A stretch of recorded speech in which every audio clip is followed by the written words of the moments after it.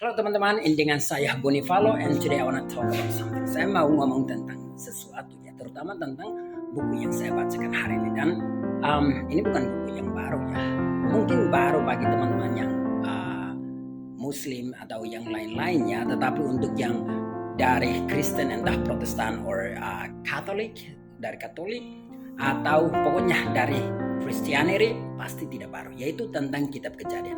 And I was so inspired, I was in awe ketika membacakan khusus tentang bab 1 ya, chapter 1. Terutama yang paling utama lagi adalah ayat ke-26 sampai dengan 28, yang mana dikatakan bahwa di situ Tuhan berfirman, dikatakan bahwa berfirmanlah Tuhan ya, and God said, let us make mankind in our own image, in our likeness. Mari kita ciptakan manusia sesuai dengan gambar dan rupa kita. Nah, saya sempat kayak tiba-tiba terinspirasi sekali ya, bahwa Tuhan ternyata menciptakan kita sesuai dengan gambar dan rupanya. Wow, itu makanya saya sangat terinspirasi untuk berbicara tentang itu ya.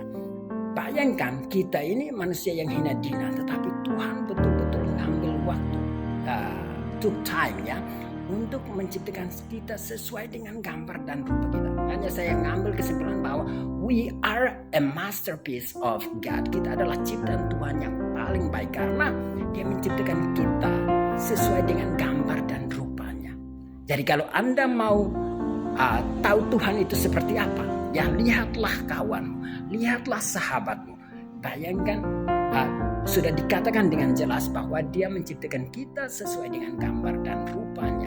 Jadi jangan jauh-jauh, jangan meditasi terlalu. Ya tentunya meditasi itu pentingnya, tapi jangan sampai jauh-jauh bilang, oke, saya harus mati dulu untuk lihat Tuhan. No, you don't have to. Tinggal lihat kawanmu, tinggal lihat saudaramu, tinggal lihat ayahmu, ibumu, dan itulah gambar dan rupa Tuhan ya. Dan hari ini also I read an article. Saya membaca sebuah artikel dengan judul Intelligent Design in the Complexity of the Human Body, alright, yang ditulis oleh Jacob Rhodes ya.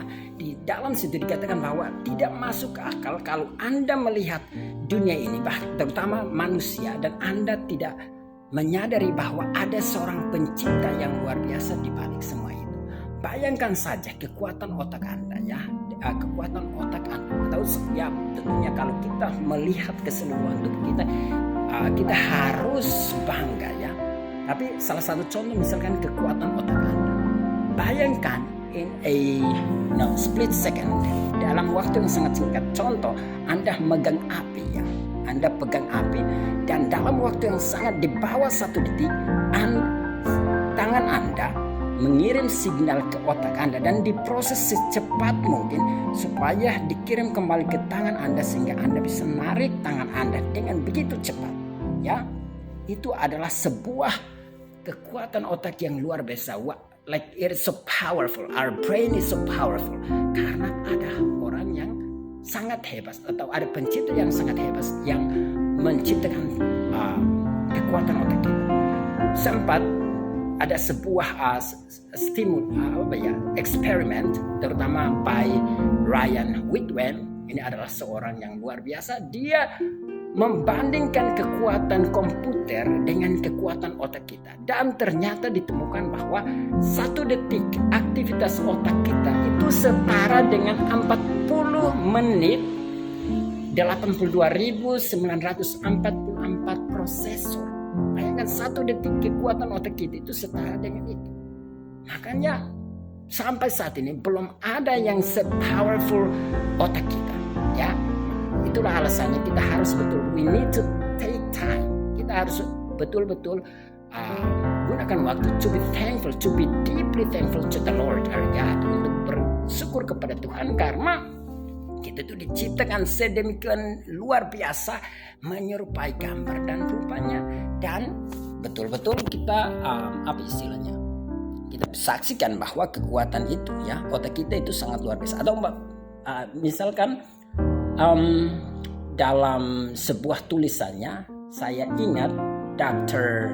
Brad Harrop ya, yang mana dikatakan bahwa contoh ya, jantung kita atau perut kita dalam tubuh kita diposisikan sedemikian rupa sampai posisinya itu dilindungi oleh bony case atau tulang rusuk kita dan aman di dalamnya. Entah Anda berlari sekuat apapun atau Anda beraktivitas kayak kemanapun, dia tidak copot ya.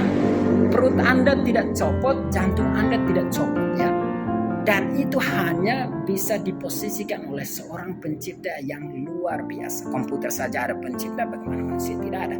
So, that's why saya minta kita, we need to be deeply thankful to the Lord every single day. Setiap pagi, setiap afternoon atau evening, kita harus be thankful to the Lord karena sudah betul-betul mengambil waktu atau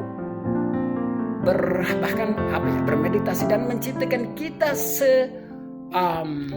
se-perfect mungkin, sebaik mungkin sesuai dengan gambar dan rupa Tuhan. Alright, and that's my take for today. Itu yang saya mau sampaikan hari ini.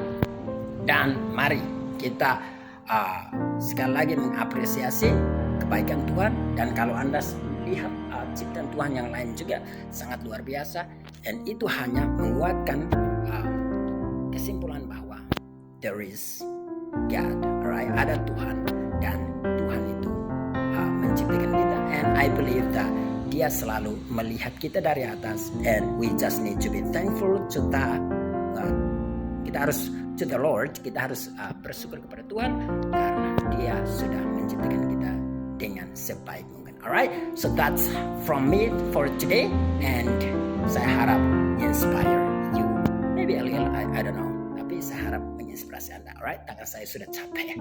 Alright, see you in the next videos.